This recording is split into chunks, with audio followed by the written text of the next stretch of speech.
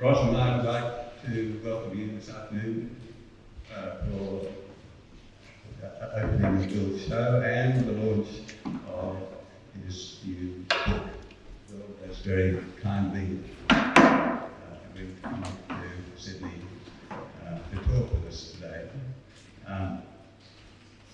Could I ask you to regard this more as a dialogue or a conversation? We really welcome the idea of comments, questions, and rather than keeping this a lecture or something like that. Bill, can I start off with a question?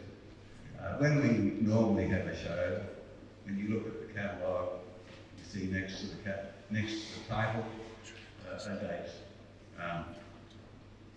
This show is different. Next to its title are two dates. Bill, why is this so? Why is it so? In fact, memories of Juliet Summer Miller, doesn't it? Thank you, Tony. It's pretty straightforward. Most of my work going back over the years has, over the last few decades, not right back, has two titles because it often takes me a long time to work out how to make the picture after I've taken the picture, if you know what I mean. There's two parts, and they're not necessarily 50-50 or separate, but you use a camera and you capture something on film, and then there's that process which can be either quite rapid where something just falls in your lap and you say that's exactly what I think it needs to be and it's over, or it takes years. And so often a lot of the work, there's a couple of years in the actual finishing of the object, the print, and I'm interested in objects. And really, I think of myself as someone who makes things which just happen to be photographs. So it might just as easily be something made out of clay or high-tech or low-tech. Now, is that working for everyone? Yeah, okay, good. So I make objects, and there's quite a long period of time for sort of quite a few of them, and that means they sit around in the studio. I'm never in a hurry to sort of, do something and stick it out, so to speak. I like to sort of have things lying around. I enjoy looking at them, and sometimes with work there's something there that puts a hook into you. There's something that continues to compel your attention or focus, but it's not sufficiently resolved. It hasn't arrived at a point where you can let go of it. And I realised I had to find an economic way, maybe that sounds a bit loud, is that a bit better? An economic use of words to explain this when talking to school children, because they have great questions like, how do you know when something's finished? How do you know what the right size is? Fantastic. You never get that out of uni students, They all want to know, about the Russian constructivist influences. So how do you know when something's finished? I formulated a thing. I said, well, look, when it's still when the image is still compelling for me, and there's nothing more I can do about it, it's finished. So with this process, often you're looking at pictures, sitting around in the studio, and they accumulate sedimentary layers. And sometimes the dust starts to build up on them and fly spots, and I have to reprint it. You have to reprint it again and again as years goes by. And you think, there's something wrong with this. It's just, I don't buy it. I sit in a chair most of the time going, I don't buy it. And then you realise, it's the wrong way around. It's meant to be like that. It's something really simple, or it's something very subtle to do with the light or the shadow. And so it's a process that can take months or years. And occasionally you put a negative, you scan a negative, I put it into the enlarger, what I used to do, scan the negative because I still shoot film. And then you make the test strips and you start to move around things, dodge and burn and change the characteristics, and it just goes bang. And like in a couple of days, this is absolutely finished and there's nothing more you need to do to it. So there's no real formula in terms of the time it takes. But that explains the dates. In this particular situation, the dates relate to the fact that during one of Daniel Andrews' many enjoyable lockdowns, which we experienced in Victoria, Loves a good lockdown, does Dan. I just had a little bit more sort of a feeling that I wanted to sort of spend. I love being in the studio, but I really couldn't do anything else. So I was going, it sort of just had this subtle effect. It didn't make any difference to what I thought about my work, but it was just like, I'm just going to have a bit of a tidy up in my studio. I'm going to, build a mezzanine floor here, and it's about time I got those cylinder boxes all sorted out and labelled things. I think a lot of us did a little bit of organising, a little bit of tidying, housekeeping. And that process led to me going, this is a year ago or so now, it led to me looking through some old boxes of contact proof sheets, and which had their accompanying boxes of sheets of negatives. And I started to go, I remember, I love that picture, and I'd never finished it. I mean, I always had little Chinograph pencil marks, white marks around it, ticks, crosses, whatever, arrows pointing to it. But because the work develops its own momentum, you get carried along. And also if you're working with a model or a couple of models and you've worked with them for years, they continue to suggest things to your imagination as well. So you're on this kind of journey. It's a cliche, but it's quite a good description of what it is. You're never quite sure where you're going. But so you get pulled along into the next shoot and the next group of pictures, and certain things which are really interesting just get left behind because there are only so many hours in a day. And so this was a process over the last year of dipping into my archives and looking at all of the contact proof sheets which lie around for months and years sometimes, and going, I remember that. Now, 20 years later, I know what to do with that.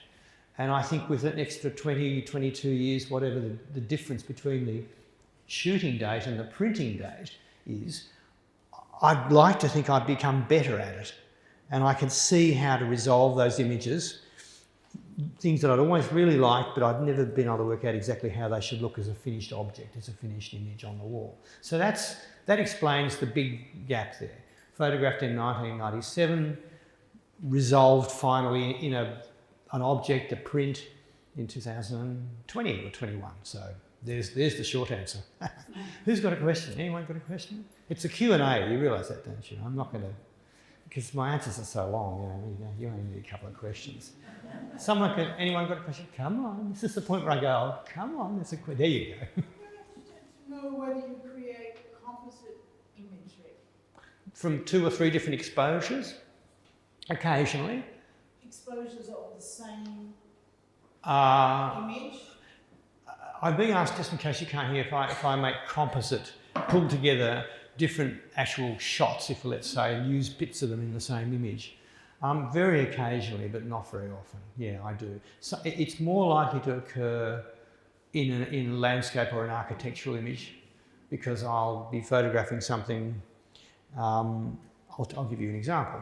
In the last show here, and in this new book that the kids in London have brought out, which is here today, there was an image, I think it might have been down on the end wall, of this Castello d'Orvo, or the Castle of the Egg, they call it, in the Bay of Naples. It's this big hulk of a thing, Saracen fortress. I mean, there were things there going back to the Greeks. And I had this idea about an image. It was in my head, and it was, and it sat there and it wouldn't go away. And 6 months later, I managed to be in Naples, and I took photographs of it. The process that led to that, and the changing of what the camera saw to what you would have seen on the wall, resulted in this way. My travel agent booked me into, I said, I want to be on the water. She booked me into this hotel.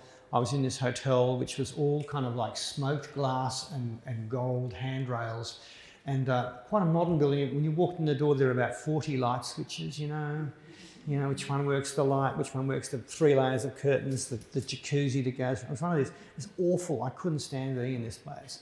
But I went out for a walk, and I walked around and I walked along, because I'd looked at photographs of it on Instagram, and I'd looked at I knew this building from 17th century paintings of it. I just thought there's something about this shape and this building and its presence in the sea. familiarised myself. I knew Naples, but I hadn't been there for a few years, and I kind of walked around and along the beachfront and looked at this building, and I kind of worked out where I wanted to be. And I needed to be up in the air, looking down at this building from what would have been a hilltop years ago, but is now just a row of luxury hotels. You know. And what I found was a sort of old, semi-rundown 1960s hotel, American-style hotel, which was in exactly the right position. I could tell that from the ground, but I didn't know what floor I needed to be on. I thought I needed to be on, it was about 12 stories high. So I went in and I sort of just walked off the street to this guy at the concierge, and I said, look, I wonder if you've got a room. And, you know, just walk into a hotel and there's nothing but a room. I said, no, look, you don't understand. I put my card down for the other place with the 40 light switches, and I said, I'm staying there. The technology is driving me crazy. Do you have a room? And he just got this smile. He goes, I used to work there. Just a minute, yeah. So he had a look. He said, we've got one unrenovated room and it's on the 8th floor. Would you like to see it? And I said, yes. So I went up with the bellhop, or whatever you call them, the bell captain. I walked into this small 1960s room with one light switch, and I walked out into the balcony. The windows opened, which they didn't, and it was exactly where I needed to be. So I had the angle I needed for this building. So I had this weird experience of having, where's my phone at the other hotel? You know, where are my shoes? Oh, I left the shoes back at the other hotel. Going back and forth between these two hotels. Kind of sort of schizophrenic thing, having two hotels in the one city at the one time. Anyway, so I slept in this hotel because I could see the morning light and I could see the dusk. The problem with that Castello is now it's got all this junk around it. In the 19th century, they built sort of restaurants, and there's marinas with boats and all kinds of rubbish around it. Well, I just got rid of it all, didn't I?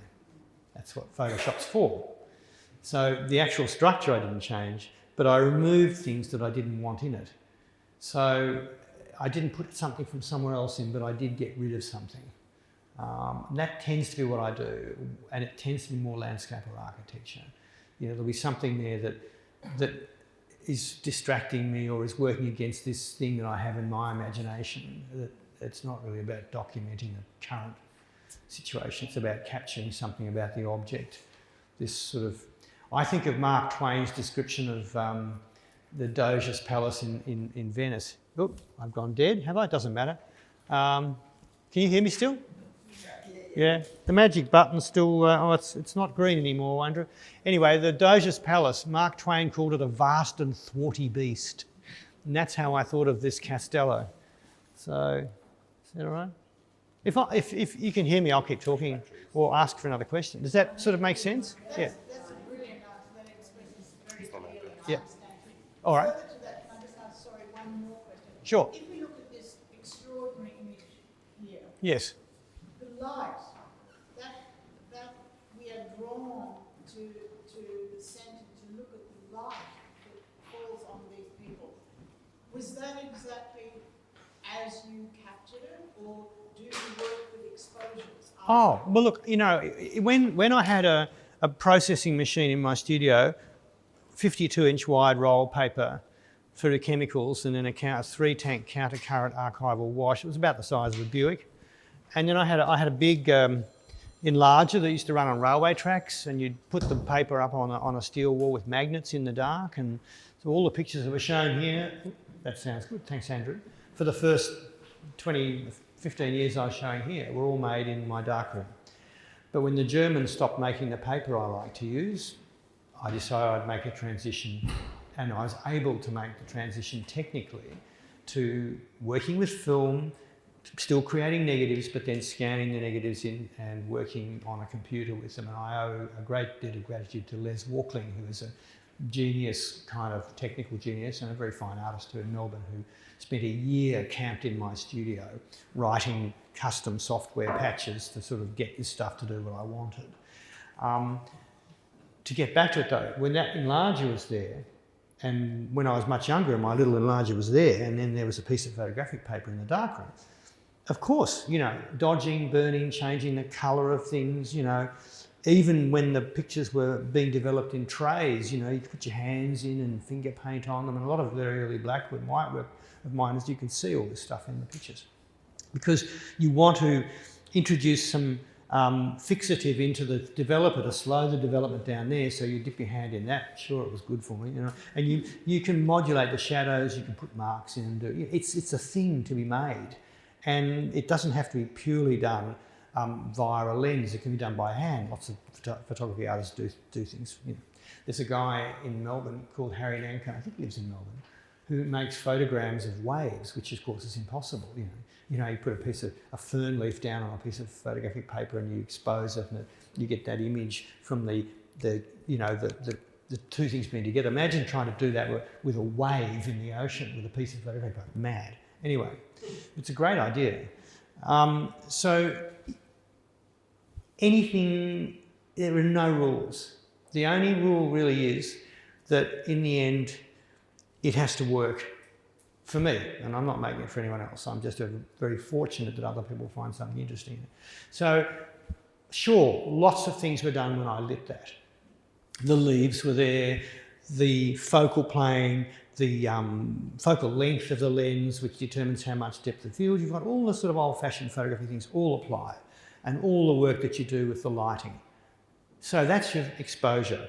And I shoot a lot of film. When I work with these models, which most of them I work with for years, I will shoot dozens of rolls of film.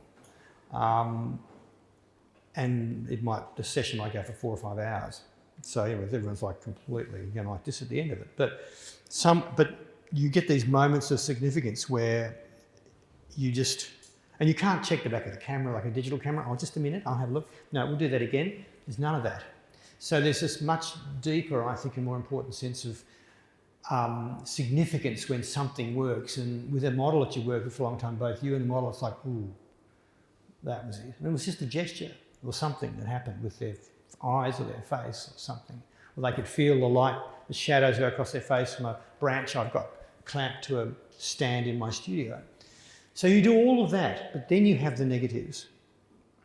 Then you get to make the actual object, the print, which is the things I said at the start interests me. So it's all about having an object which I find, really compelling and absorbing for me. I can sit there and look at it for a long time, and it keeps taking me on a journey.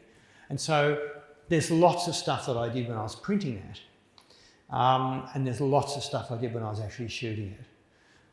And to say it's 50-50, it's sort of meaningless, really. It's just the two parts, that you go through.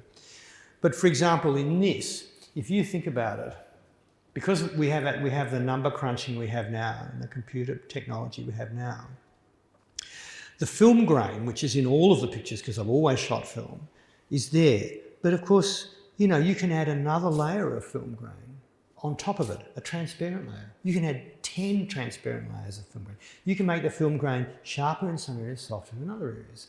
You can make the film grain, slightly more pixelated and grainy and slightly more sort of washed away. And you can do it through a whole range of processes. You can radius and pixel and surface blur and Gaussian blur. There's just and this machine is just crunching millions and millions and millions of bits of information. That's just the grain that's just the kind of grain structure that you've scanned out of the negative. Then there's everything else to do with the actual sort of human subject or the tree or the building or whatever else. It's endless. The only thing that really holds anyone back is their imagination.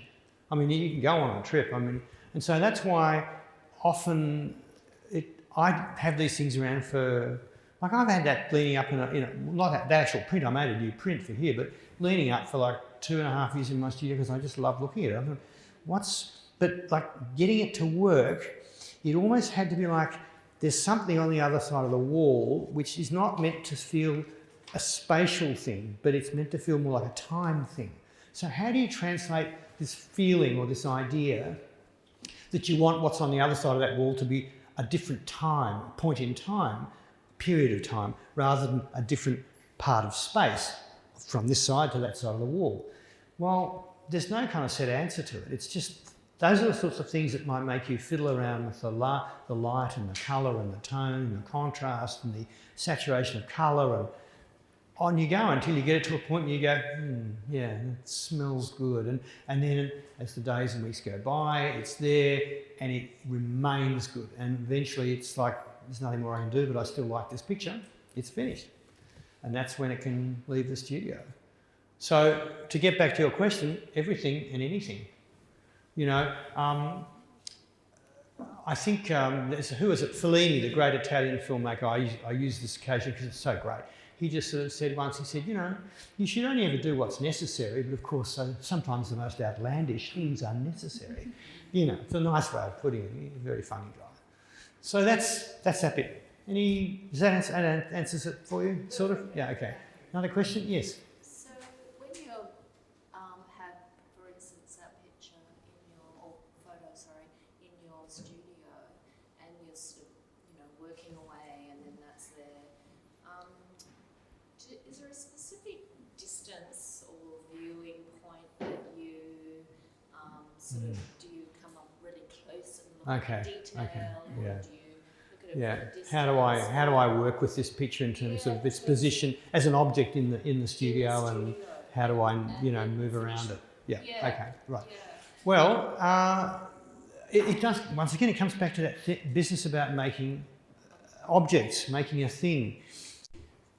In the end, it doesn't matter what people write about stuff or what you say about it. If it's not interesting, if it doesn't take you on a journey, there's no point. You know, I often say, in a bit of a pushback against a lot of contemporary art, writing and so forth, that people often forget that meaning comes from feeling. It's not the other way around. If you don't feel anything, it's never going to mean much to you. So we feel something which we don't fully understand, but it's a strong feeling, and that causes us to go on our own intellectual journey and think about things and, you know, contextualise them and learn more about whatever it is. It's exactly the same with the object. You know, objects, when you get closer to them, they get bigger. You know, when you get further away, they get smaller. It's music, you know, the further away you are, it's louder when you're close to it. It's these fundamental conditions of life on earth for every person, not just artists. It's the same for everyone. And so I sit there and I walk around it, and sometimes I'm looking at it at a bleak angle, sometimes I'm up close, sniffing it and looking at the grain and trying to work out what I want to do, and changing my glasses because I can't see if I get closer. And until it just gets to the point where it's right for me. And for better or worse, this particular size, which we've, you know, probably seen a bit of over the years, just seems to suit where my brain is these days. I mean, the moment it needs to be something else, it'll be something else. And in some instances, you can see there are other things, other shapes and sizes that I've created. The critical thing is that you have to avoid novelty. You know, just the sort of novelty. Oh, you know, that's different. You know, different. Therefore, it's interesting. It's not interesting just because it's different. It needs to be interesting for something that's intrinsic, not extrinsic. So that works for me as a size. But then within that, you know, you've got all this space and all of these different things you can modulate. You know, the shadows, what goes missing in all that black, which can only suggest things to you through the shape of the black. It gives no information. And then the highlights where you can see skin or brickwork or masonry or whatever, vegetation. And so, yeah, I move around. I kind of, you know, I look at them from upstairs, sometimes down into my studio, from the mezzanine floor. I'm always moving around. And then sometimes I'll find I want to sit in front of it, which is what I do most of the time, is just looking at what you're doing, not actually doing it. Looking at it and playing a piece of music, trying to find the right piece of music to listen to while you want to look at that photograph. That can take weeks or months. You know, what am I looking for? I just, you know, I really want to kind of hear something, but I'm not sure. And then I finally work out it's a, you know, 1956 Chelabadashi recording of Bruckner's Ninth Symphony. That's what I need to listen to. Right, so I put that on, and then I have a great time. I enjoy it, and I'm looking at it and I'm thinking it's not bad. And then weeks go by and I'm listening to the same piece of music over and over again, which is what I do. And I'm going, something wrong with that tree, you know? And it just goes on like this until it's as good as it can be. Some things, they put a hook into you and you can never, it's just never going to fly, you know? And after a while, it just goes through the shredder. Because it's just too annoying. But if there's something in there that I think is really important, you sometimes have to just wait, you know, and that's the thing you learn as you get older. You have to, you know, when you're beating a boulder with a feather, you have to stop and just give it time. And what happens, of course, the other great truism with this for everyone, you do learn what a picture is about, partly through the sheer physical business of trying to make it. You discover what the actual, content is about through trying to achieve the form. I mean, form and content are not really divisible in any meaningful way. I don't think they're totally dependent on each other. It's all very well to be like everyone walking down the street with a head full of, amazing, crazy stuff. It's the ability to bring that from the world of the imagination into the physical world, where you can see it and smell it and touch it, and that's the hard part. That's why I have political moment, just as an end to your question. That's why I don't get so much of this. I suppose the general term cancel culture with regard to kind of like statues and spray Captain Cook's nose orange or pull down this and put course and all that. It's so easy to be destructive. It's so hard to be constructive. It's almost impossible to make anything that's any good. But any idiot can smash stuff up, So I always kind of look at it and go like, add something, So just in terms of, because objects that's what fascinates me. More than watching, let's say, the cinema. I mean, there's of course lots of films I love, but objects become more incredible to me as I get older, and moving images and stuff less interesting. So there you are. Whatever. That's a little wild card, but anyway. Hope that answered the question. Yeah. Let's go a bit further back and then yes. Hi. I was wondering what qualities and characteristics you look for in your subjects, and if that's changed over the years as you've evolved. Right. Okay. Yes. What kind of qualities and characteristics I look for? Has that changed over the years? Yeah. Has it changed over the years? That's a really good question. I'm not sure. I think it relates to that business of, working is going on this journey. You're not sure what you're trying to do. You're not sure what it's turning into. There's a great line in Thomas Mann somewhere. I think it might be, probably is from Death in Venice, that book of his that was turned into a film by Visconti, where the figure of Aschenbach says artists are a bit like hunters, shooting arrows into the dark. They don't know what they're aiming at and they don't know whether they've hit it, because that's certainly how it starts out.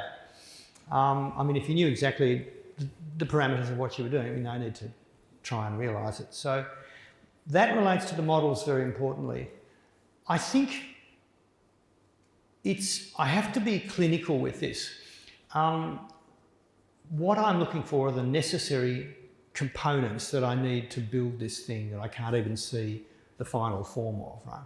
And so the best way to describe it is to say that the subject recommends itself to the work. That's the exact way I want to put it. You can be standing in there's no formula for me finding people to photograph, friends of friends, children of friends, walking down the street, talking in a school, whatever.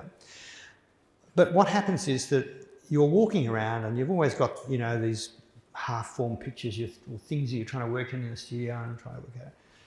And there'll be someone, let's say they're standing in a supermarket and they're reading the back of a Cocoa Pops packet. But everything about them from where I am is going, I'm the one you need, I'm the one you need. And to say that it was male, female, blonde, dark, tall, skinny, fat, thin, well, doesn't make it, it's not that you go in search of any type. It's that a certain type of person, a certain individual who could be anything, just hits you and you go, that's what I need. And it is the same at the beginning with the landscape, thinking about that castle in the Bay of Naples. I just had this image of this Hulk. I'd seen it in old paintings and I'd seen it in etchings, and he's going back, been there for 2,000 years in one form or another, mainly during the Saracens. And it just wouldn't leave me alone, just crouched in the water, And so I eventually had to go and deal with it, because it's like it found me. And in some respects, it's hard to say that I found a model I wanted to photograph and then the model didn't find me, because there's something in their demeanour, there's just some kind of thing about the way they look. Look, There's a boy I photographed for many, many years, and I was just driving along suburban Melbourne, and I was at six lanes each way, out of eastern Melbourne suburb, and there's a skate park there, and there was a couple of kids with skateboards walking across the road, and one of them had his arm on a sling, broken his arm. I couldn't even see the faces, really. It was just the way his kid was about 10 or 12, I guess. Just walking, just the way he was walking with his friends across this big intersection in the distance, and I went, that's the one I'm looking at. That's the person that will be right for some of these ideas I have. Couldn't even see really exactly what he looked like. So it took about 4 or 5 weeks to sort of turn the car around and get into the 7-Eleven where they were going for a Slurpee, as it turns out. And I thought, right, skate park, Sunday afternoon. I'll go home and think about this because they'll be there again next Sunday. And at the time, my godson, Will, had this fantastic rocket of a girlfriend, this Chinese girlfriend who was like, give me a job to do, give me a job to do. She's running this magazine in New York now called Hierarchy. She's great. And we were having dinner that night. I said, I've just seen this boy and I think he'd be just right for these pictures. And of course, Mika goes, why don't I come out with you next Sunday? Like sick and wrecked. She was like, anyway, she met the grandfather, the Labrador, the mother, the boy, explained everything to them and then they all came down to the studio and we had a conversation, looked at the work, and I worked with him for 10 years.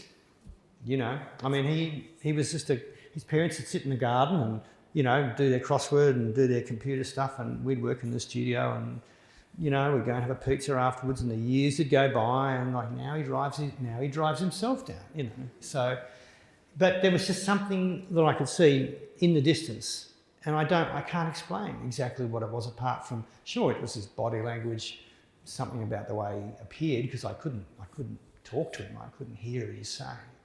But I'll tell you how important intuitive intelligence is.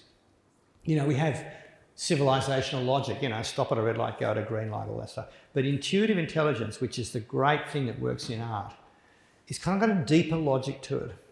The first shoot we did with this boy, the parents, they all drive down to see the first pictures of him a month or so after we've done our shoot. And he walks in, these are older, so he's not in this show. He was in the last show, he's not in the show. He walks in and he looks at it and he goes, yeah, it's me, but it's not me. And I just thought, we are going to make some great pictures. Like, he just got it. He's just like a 12-year-old from a suburban high school. It's me, but it's not me. That's exactly it. So it's very hard to explain, but I always say that they're doing it for their own reasons. And if they're young, obviously it suits the family, it's just something they want to do. And then it's work.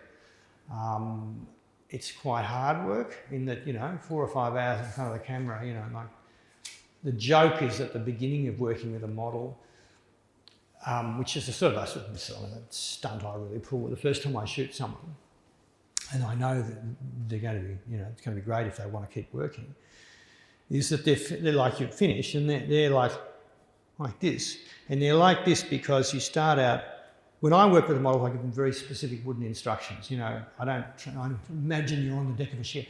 It's not acting. You don't want them to act, you just want them to be. So it's like move your left foot right, that's right, turn yourself slightly, that would turn your eyes to the left, but bring your head up slightly. Okay, I want you to hold your breath, so I might count to 10. And I want you to look at those bricks over there, and I want you to count up the wall.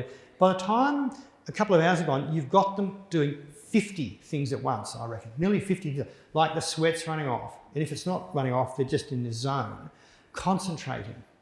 So you finish the shoot, millions of very wooden specific instructions, which of course have got to completely disappear in the pictures. It's nothing to do with what the final picture's like. And they go like, I say, how are you feeling? Okay. I said, how long do you think we'll be doing this? And they go like, hour and a half. I said, 4.5 hours. And they go like this. For the first time, it's like they can't believe it, because what they realise in their own way is that the power of concentration that they have is tremendous. And so that's how these things start, the early days, but then the model, if you want to be really, politically incorrect and old-fashioned, you could say the artist and the muse, which is what it was for the first 2,000 years in the West at least, but also in China and India. the more you work with a person, the more something about their bearing and their behaviour and their appearance suggests things, reflects things back to you. So it does become a conversation. I mean, I can't make the picture without them. They can't make it without me, certainly. So, but it's that kind of getting used to their face or their body, just what they're bearing, and it starts to inform the work. So the work goes in a particular direction as a result of you working with a particular person.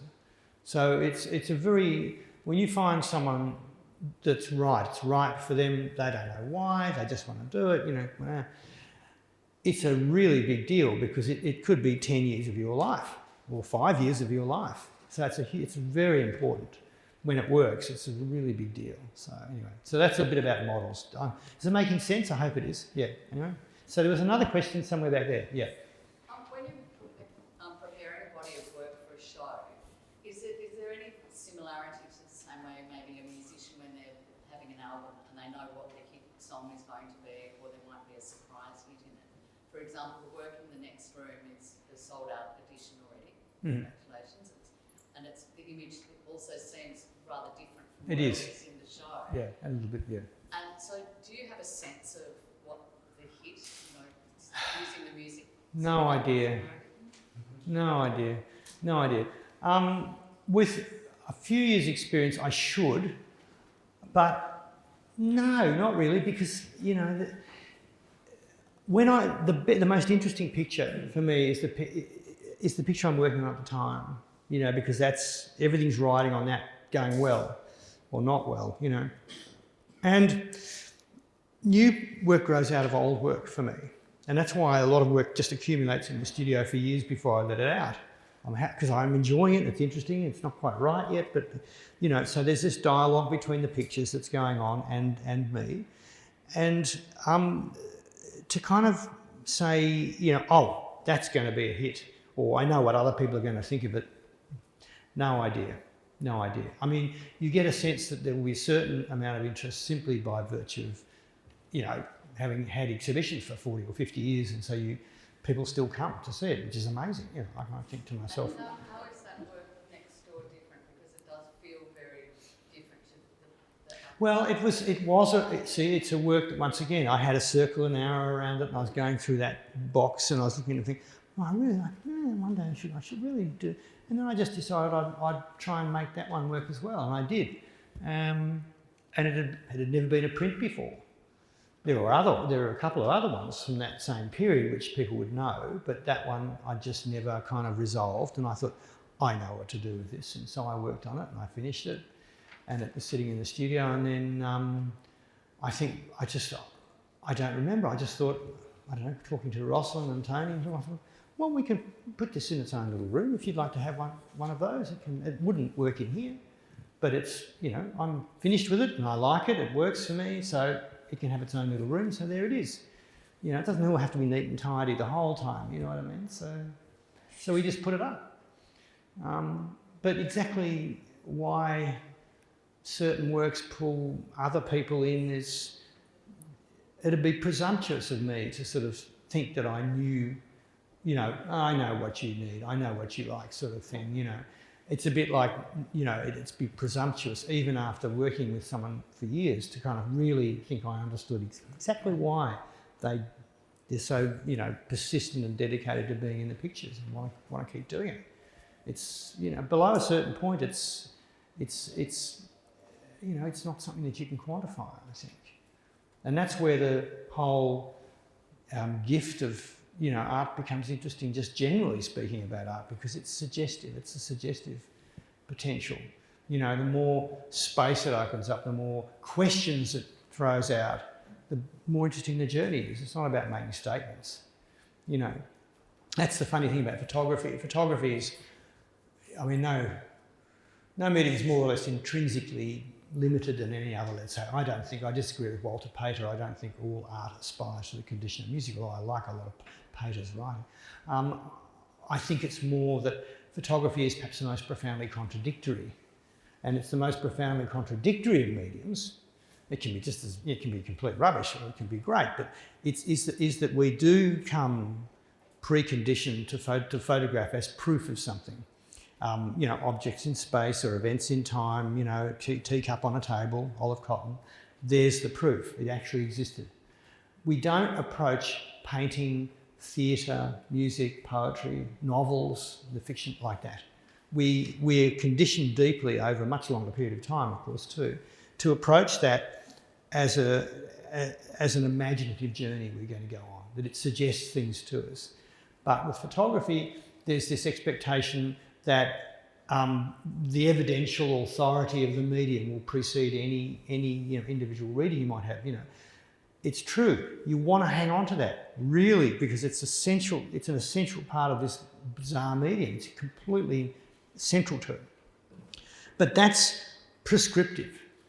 So how do you hang on to that prescriptive dimension but then skip lightly over it into the world of where art really starts, where it suggests things, where things become ambiguous.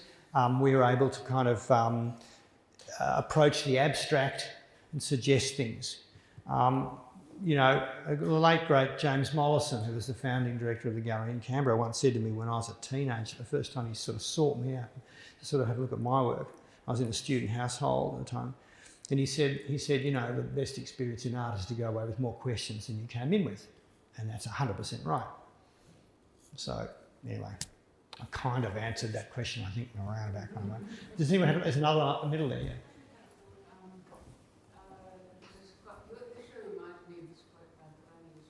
Sorry, I can't hear you. Thelonious Monk said it's always dark or we wouldn't need light. Yeah. I wonder if that resonates in terms of his work. It's always dark, that's why we need light. Well, it does, because you could call them negative spaces and positive spaces, or or unknown areas within a photograph where you can't see anything in particular, apart from the film grain in my case, to suggest things about, the known or visible world, whether it's a human body or a tree or something. So of course the same ideas are at play. It's like listening to music and a point at which the music goes from a major to a minor key, it's pregnant with a whole lot of meaning, but that meaning comes to you primarily through the change in the way it feels. So certainly, yes, there's a sense of, light having that kind of significance. I wouldn't call it religious. I would call it probably sacred's a better word. It's a bit like trying to keep something in the realm of pure nature and human nature, rather than like man-made structure. So it's like saying I'm not so interested in religion, but I'm very interested in faith. Faith's a completely private thing. It's not an organisation, an institution, or a business, let alone a business. So light works. You kind of almost have a kind of, I wouldn't say religious, but it's as though you have faith in the kind of, the beauty of the form, the way in which the light describes things, and it is kind of quite mystical, really. I find I just go right off on a tangent. But I mean, I couldn't put it. I'm not a poet. I couldn't put it into words. You'd have to go to W.B. Yeats or someone. I don't know who. Any other questions? Are you exhausted yet? Am I making sense? And listen, if there are any hecklers, jump in, because I always say hecklers are good for you. They're like fibre in the diet. So anyone wants to object or contradict, by all means. Yes. Hi, Bill. So a question really about, I guess, how you operated in lockdown and COVID. Did that create the opportunity to kind of? It sounds a bit like it's a retrospective. The earliest work is 1998 and finished in 2021, which happens to be the same work, which is that work. Oh, right, okay. But if COVID hadn't happened, would this show have happened anyway? Very good question. I think it probably would have, but it might have happened very gradually over many years, because I do look at things that I'm working on now, and they send me back into my archive looking at other stuff. Not all the time, but they do occasionally. So it's a kind of thing where perhaps the accumulation of these images was a little more kind of sudden, because I decided I'd start to organise a few things that needed to be tidied up. And then I was just seeing things I hadn't looked at for 20 years and going, oh, this is great, as I said earlier. But then it developed its own momentum, because that's the whole thing about work. You know, by starting to work on something, the momentum becomes self-sustaining. And I sort of I was looking at another one in the same group and going, oh, and I just took off from there. And so I didn't have a plan to do it, but it became a plan, because then I started to see these ones in the studio a year ago, and started to, you know, a bit more, some of them, and I started to go, that's probably 2 years ago, and I started to go, and they started to talk, they all talk to each other. And that sent me back into the boxes looking for something else, and I didn't even know what, and then I saw another one. I'd put a circle around it and gone, wow, I just never got around to doing it. And I went, you know, I know what to do with that now. I probably didn't know what to do with it 20 years ago or 22 years ago. But, you know, I think I'm better at it now in some respects, perhaps. Or maybe that's simply an image that took 20 years for me to understand. And that's why I said, oh, it's meant to be like this earlier. It's like, sometimes it takes a while to see things. And through the process of work, things are revealed to you. It's like, oh, right, I understand, you know, and you start to move the thing around formally and change the composition, or modulate the tonality of it, or whatever you're doing. So it really feels like that to me. It's as though things are being revealed to me all the time. And in a funny kind of way, to go back to that model question, it's a bit like that. You're looking for something, you think it's a person, what kind of person, I don't know, and then there they are. And it's like every cell in your body is going, there's what I'm looking for. It's a who, but there's what I'm looking for. And it's revealed to you because you're walking around thinking all the time, or you have daydreaming about, you know, something and you can't see it clearly. You don't know, I can pick up my camera and go and photograph that, because you're not even sure what that is. And then as it clarifies, it starts to lead your attention in certain directions, and you think, yeah, I've got to go to Naples and photograph that building. I've got to do this, I've got to do that, and then the same applies to the human subject. Of course, the relationship's not the same, but so I think it would have accumulated. I think they would have come into existence, but they perhaps would have come into existence over a longer period of time. Yeah, because I like them all, and they were already earmarked and notated way back then. I just never got back to them. Just an aside question, I guess, is that in that reflection that's produced there's no architecture in the show. My recollection is there always is something. Not generally. There's a little bit, yeah, but not always. I mean, there is architecture. That wall is there, and it's a definite wall. You know what I mean? But there's the old water clock from the Pinchol in Rome. There. But you know, but it's fragmented and it's minimal, certainly. Yeah. It's not related to not being able to travel. No. I haven't sort of a list of buildings I want to go and photograph. No, not at all. Thanks. Yeah. All right, how are we going? Everyone bored yet? Any more questions? Yes. You described before light as mystical. Is it always light as mystical? Has light always been something that was captivated you even as a young person? Yeah. So is that something that you're... Light has always been, yeah. I've always been pretty, daydreamy and, staring at the clouds. I was always picked last at school for the footy team, and the cricket was always like watching the clouds and a ball would go straight past, always picked last. So I was too busy looking at what the seasons were doing and what the sunlight was doing. So I think I've always been like that. And I grew up in a semi-rural outer suburb of Melbourne, and I just remember I'd just go wandering around in the orchards and it doesn't have to be big colic, you could be doing it in the middle of a big city, but just looking at the way the light was hitting things and the weather, my old friend Peter Sheldale from the New Yorker, the weather, that most universal conditioner of life on Earth, but it's the light as well, of course. So, it's always been, it's endlessly enthralling. I feel like that's the best word to use, or, it's enthralling. And it's every day. It's different every day. You get up in the morning, it's different. Everything looks different. So, I really can't stop looking at it. So it's a big thing, you know. I think it's, you know, I think everyone's got their own version of it. Probably, you know, it's like in Melbourne, you pull the window open, and it's like a kind of a hammer blow, but you know the first day of autumn. It's the smell in the air, but it's also the light. And I mean, you know, it's incremental, isn't it? It just goes like that, winter solstice, summer solstice, but there's a day when it's a sort of momentous thing in a way, where you just go, oh, first day of autumn, you know. And then all the crickets start going in the trees, and everyone all the little people join in, they already know that, and then off you go. But the light's changing as well. So, yeah, the light's major conditioner for everyone, I would have thought. But yeah. Yes? Is all your portraiture exclusively studio-based? No. Most of these probably are, I think. Yeah, but not necessarily, no. There are plenty of images from earlier groups of work which were shot outdoors and in different settings. But I like the fact you can create anything in the studio if you have enough, you know, if you think about the lighting and so forth.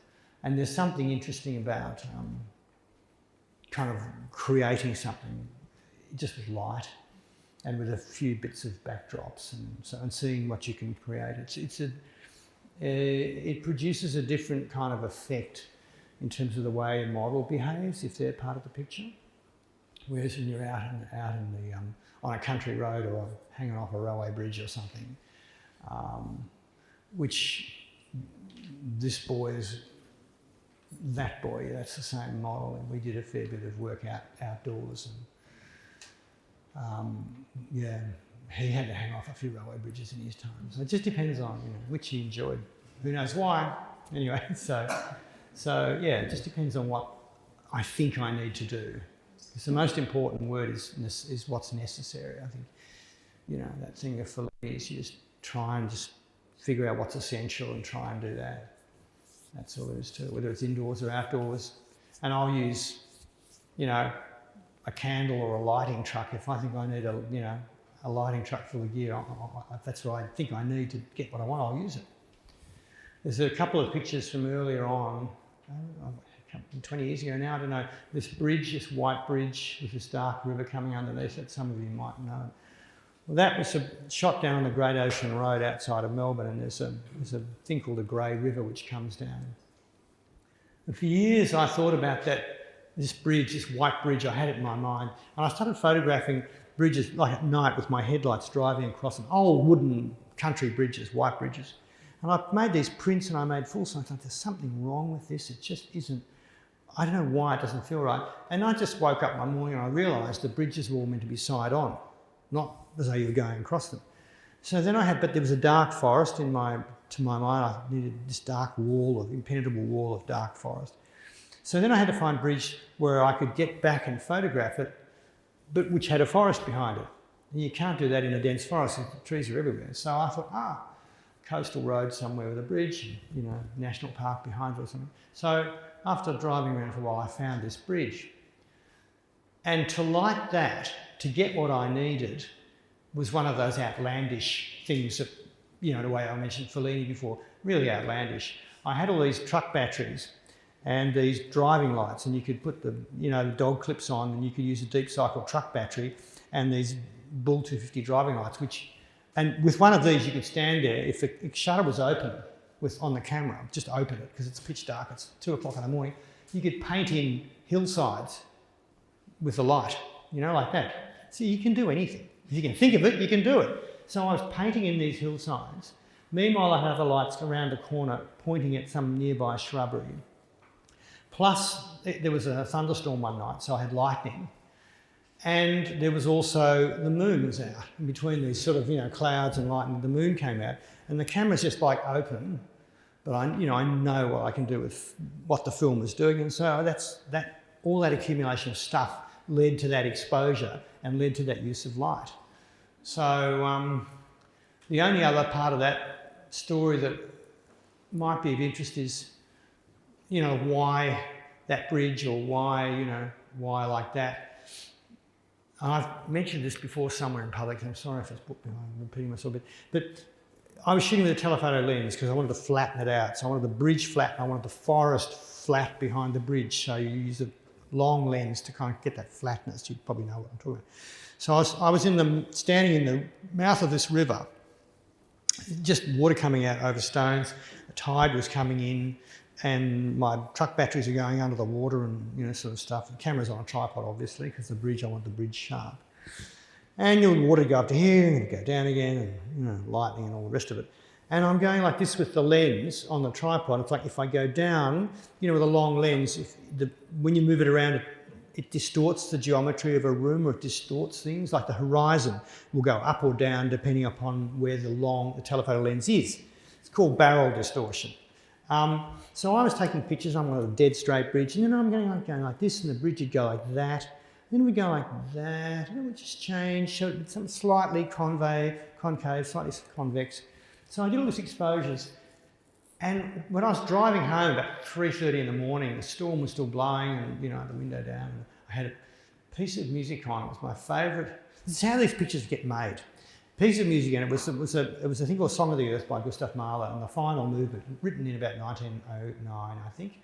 Romantic, you know, Austrian music, orchestra, all that. And there's this very, very beautiful, my Desert Island Disc, really, this piece of music. But the end of this, it's a song cycle in a symphonic form, but the actual words are from Chinese poems.